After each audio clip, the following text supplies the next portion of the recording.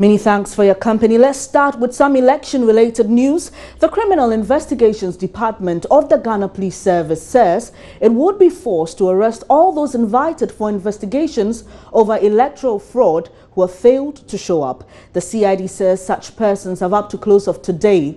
Now, this comes after the Electoral Commission submitted names of 13 persons to the CID for various electoral offences during the filing of nomination by their presidential candidates. Public Relations Officer of the Police CID, ASP Joseph Benefut Dakwa, spoke to Beatrice Edu earlier on Joy News Desk.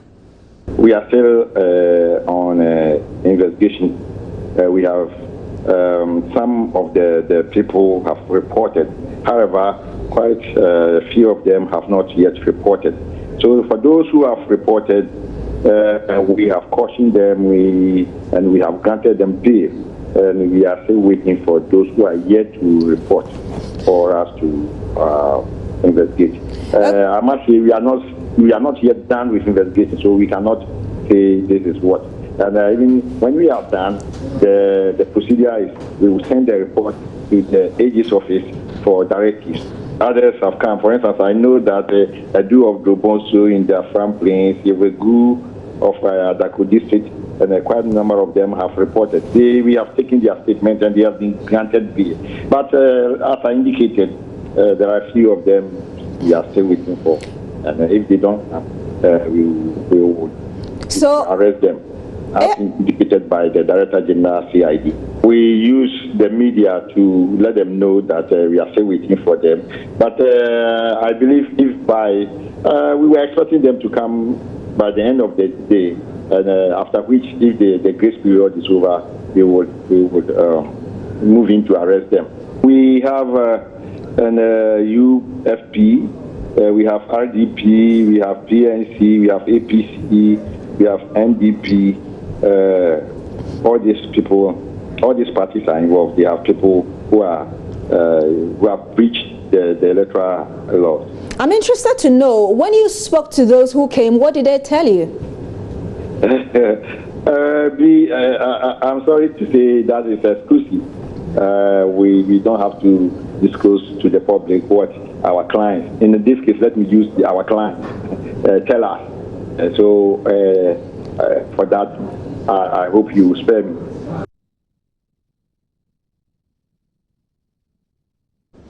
Let's still stay on election-related news. The Electoral Commission of Ghana must come clear on the mode of results transmission. Now, this is the recommendation from the National Democratic Institute in its pre-election assessment report on Ghana.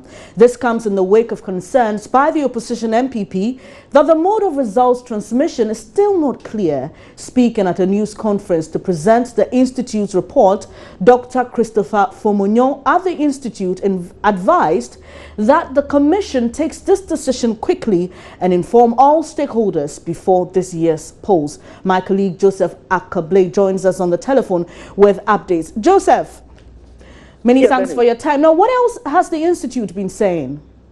Well, so in actual sense, just a bit about the report is the fact that the Institute officers have been in the country from October 17th to date, and they have been interacting with the Electoral Commission, that is the commissioners at the office. They've also been interacting with political party leaders as well. And their recommendation with regard to the transmission of results is that when they came around, they heard that some months earlier the Commission was considering using the electronic transmission of results, but that was later aborted because none of the companies failed to meet the criteria set by the Commission. So they are saying that it is very important that the Commission, as a matter of urgency, comes out with a clear-cut path as to how exactly results will be transmitted from the polling station. Now, apart from that, they have some advice for political parties. They want political parties to reaffirm their commitment to peaceful polls as reflected in their Adan communique of May 2016. They also recommend that in ensuring effective election security, the government of Ghana should protect citizens' freedom of expression through all available forms, including social media as well. They also touched briefly on issues regarding how electors, and they want electors to take a keen interest in the entire process and participate in this year's polls as well. Thank you very much, Joseph Akablay. But is this report available for public consumption? Is the public going to be be able to see that report? It is actually. It's available on the Institute's website, and as I speak to you now, myself, I'm with a copy of the document, and they've made it available. And they're also saying that they are going to further make a document because they put together a document by interacting with the Electoral Commission and the political actors. So once they are done, they are putting it in the public domain, and they are also making it available to the Commission as well as the political actors and other stakeholders who will be crucial in the entire process to ensure that this year's polls is free and fair as well as peaceful.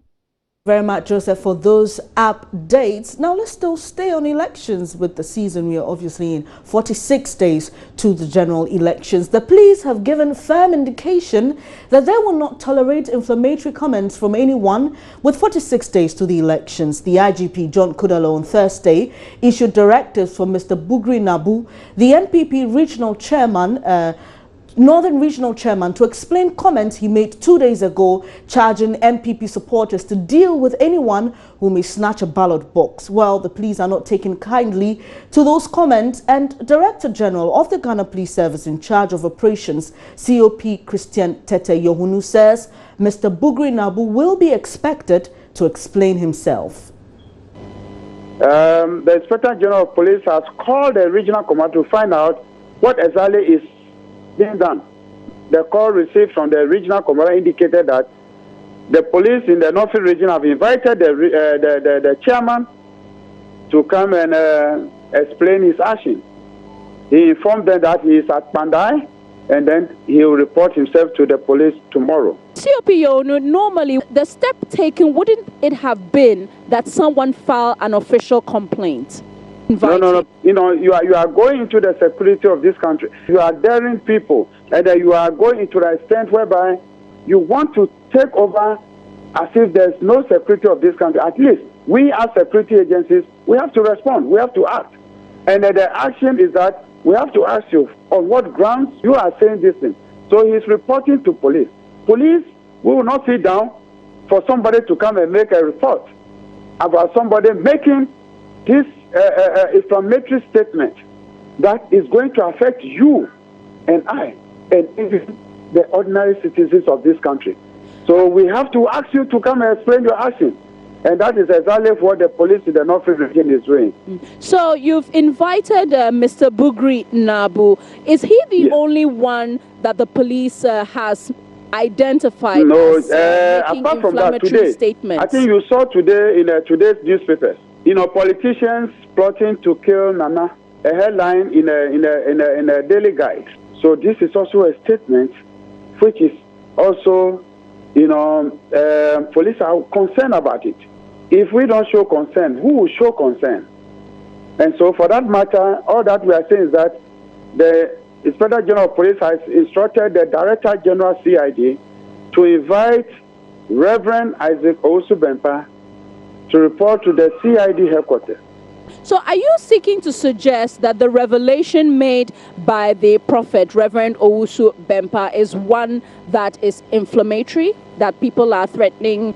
He said on election day, there will be a lot of gunshots at NPP strongholds. And many will sustain injuries.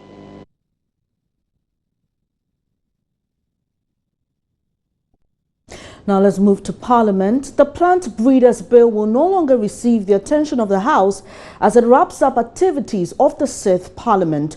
Majority Leader Alban Gbagban blames the decision on lack of consultation on the bill and misinformation about its intended purpose. He has been briefing the House on business for next week, including planned briefing by the Electoral Commission on preparations towards the election. My colleague Elton John Broadway has more and joins us on the telephone. So Elton, what more has been happening in Parliament?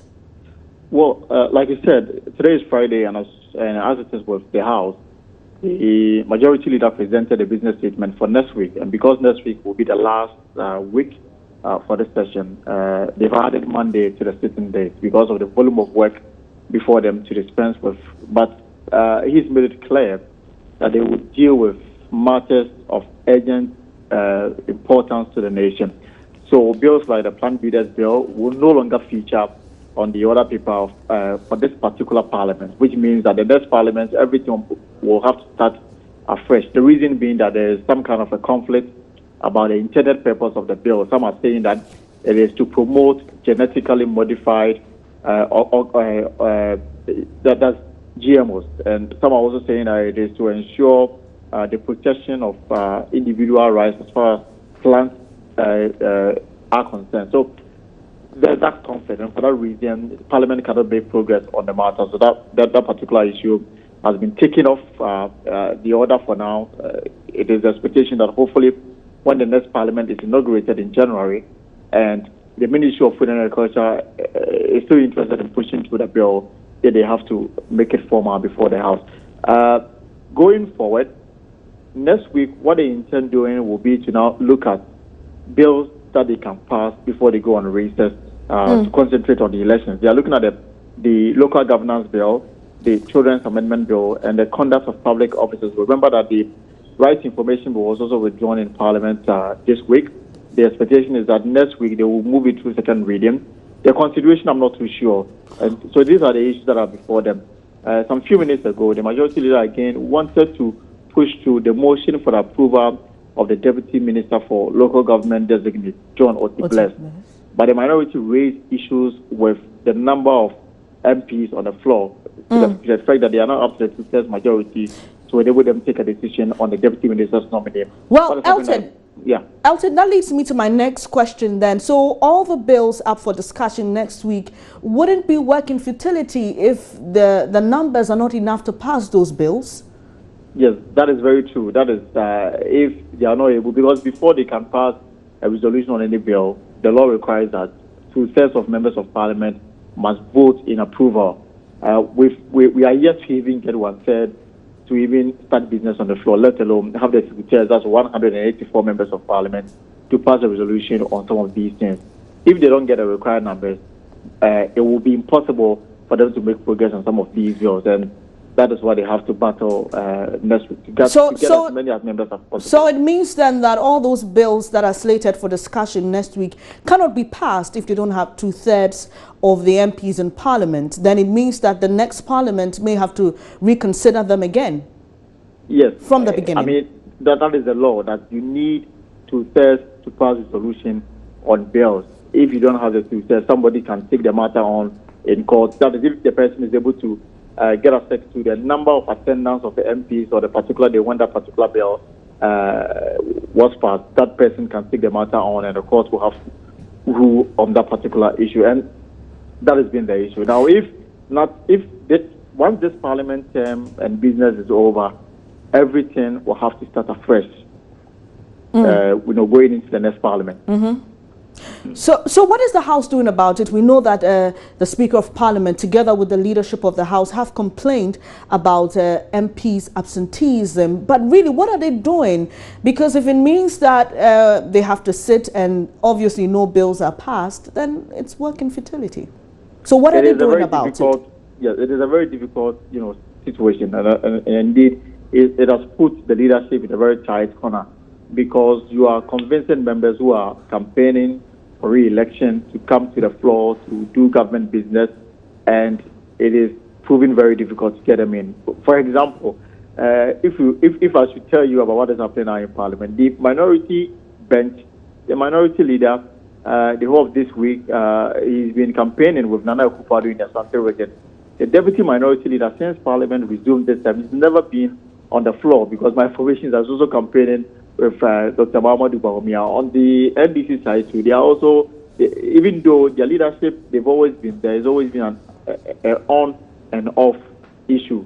But for the backbenchers, most of them simply have not availed themselves to the business of the House. And there's very little you can do, because the rule says that if you absent yourself for 15 continuous days, that is where some punishment, that is where you may lose your seat, or eventually this sitting is not even going beyond 15 working days. So they will tell you that they are within the law, and even outside of Parliament, they are doing parliamentary work. Now, they can only appeal to their conscience to come to the House next week, more especially when they have to deal with some of these urgent matters, including the presidential transition bill and some of these bills. All right, thank you very much, Elton John Brobe, giving us some updates from Parliament. Now, Joy News is learning that the District Director of the Wale Hospital, Dr. Abdullahi Bukari, has been transferred to another health facility for speaking to journalists over unpaid NHIS subscription.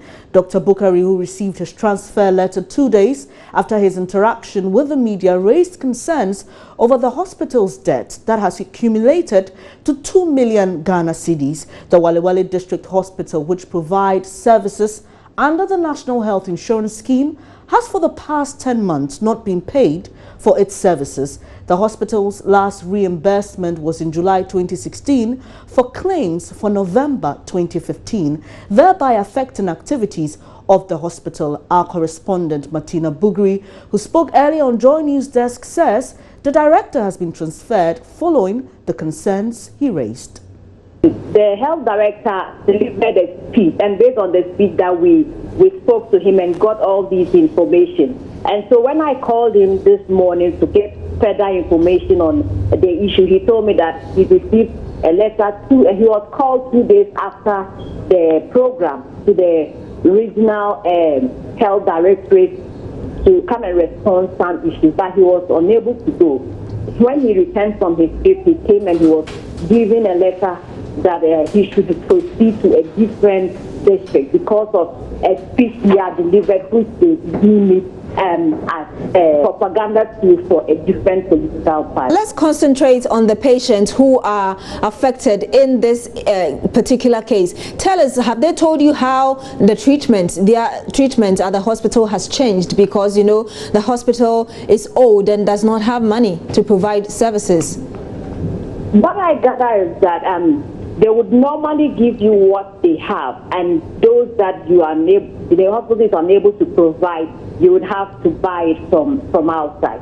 I spoke to some people who say that it's been difficult because they don't have the money, and so you would either have to take half treatment or you would just go on without treatment because they give you what the hospital has and then they give you a list to buy from outside, which you are unable to buy.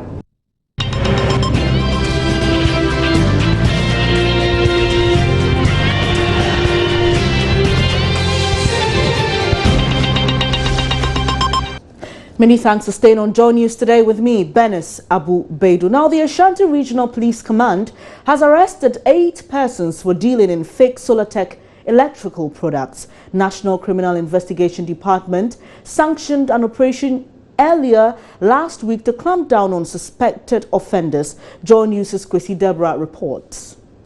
A team of police personnel from the regional command and officials of Solartech Electronics Ghana picked up the suspects in the central business district of Adum. About 230 fake items believed to have been supplied from Nigeria and China were retrieved in the operation. Police Public Relations Officer at the Regional Command, ASP Yusuf Tanko, says the exercise is necessary as concerns about fake electrical cables causing fire outbreaks increase. The most important and serious aspect was that the items that are being, or the products that are being faked are things that protect appliances. And the danger is because it's not original, it can damage your appliance. Not only that, it can also cause fire outbreaks that can bring a whole building down and even cost lives. So, reporting for Joy News, Kwesi Deborah.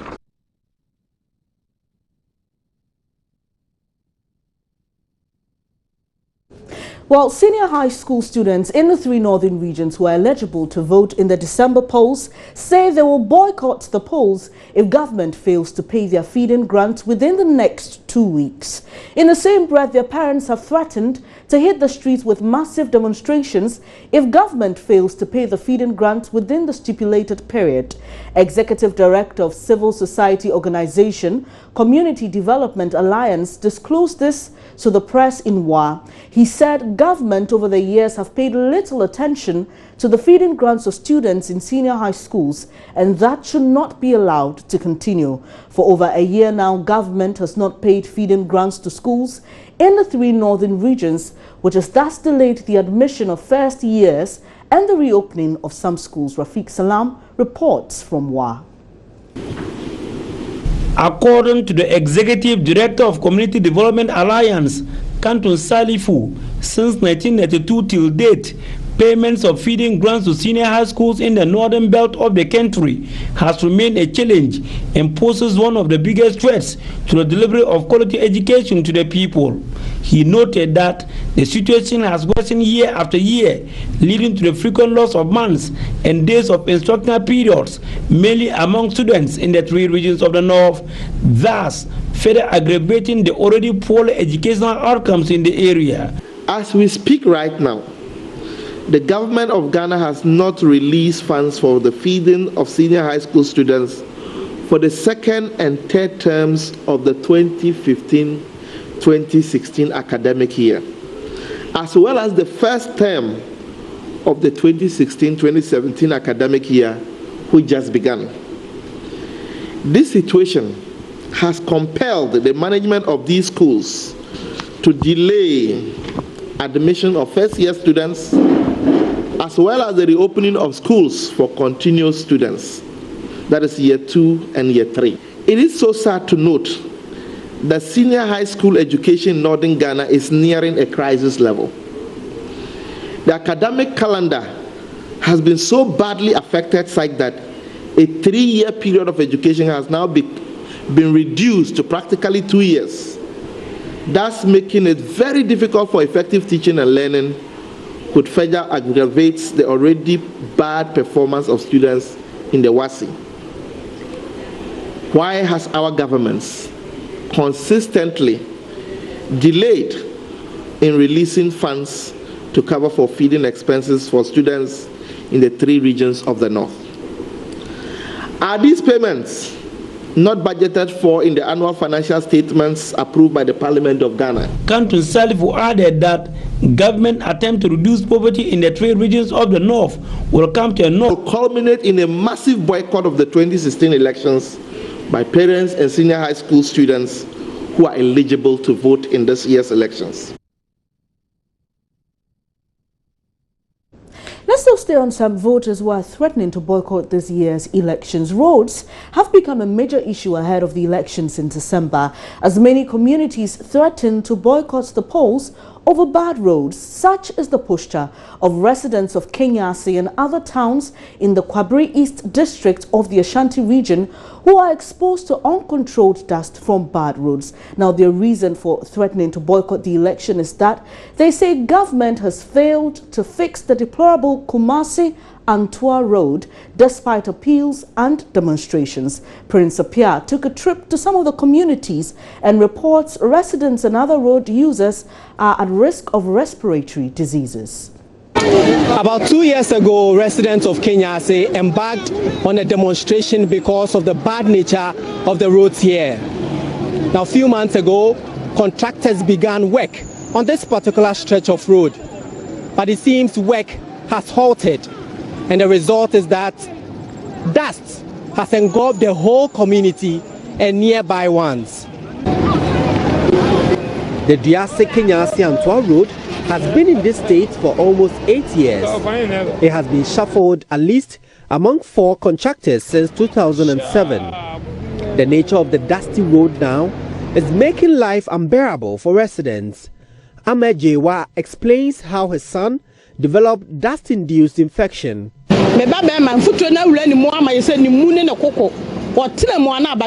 My son has been suffering from infection due to the dust. I always have to take him to the hospital. Doing business here is very bad. It exposes our health to a lot of danger. Shop owners have been compelled to close down because selling by the roadside has become risky to both sellers and buyers. A few who breeze through the heavily polluted environment are aware of the consequences. The dust here is all over. We want them to do something about this bad road. Our customers refuse to buy our food because the place is dusty. This is really affecting our business. Motorists, especially commercial drivers who ply the route, have their share in the danger. The road is very bad and unmotorable, and the dust is affecting our health. So we cover our noses with a handkerchief to prevent dust from entering. Construction equipment had been abandoned at the time of my visit. Assemblyman for Kenyase Osewusu says the contractor explains about inadequate funds for expedited work. Now we because they say no. They started 3 weeks ago, but now it's been abandoned. The dust is killing us, as you can see for yourself. We asked the contractor why he has kept long with the road. He told us he hasn't been paid for the work done at Asokore Mampong, so he's just decided to do something on our road. Now we don't know our fate.